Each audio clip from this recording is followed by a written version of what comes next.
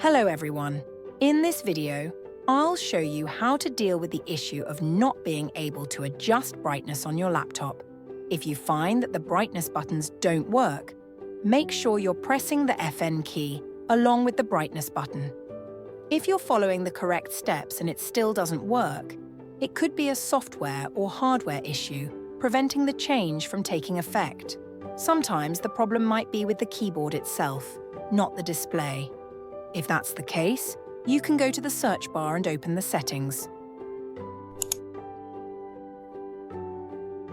Then choose System. And here you'll see Display.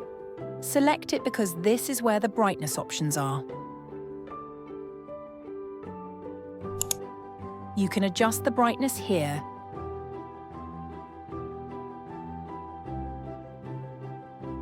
and also modify the night light settings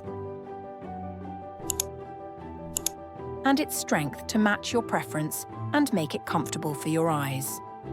If you found this video helpful, please like and subscribe and leave a comment if you succeeded.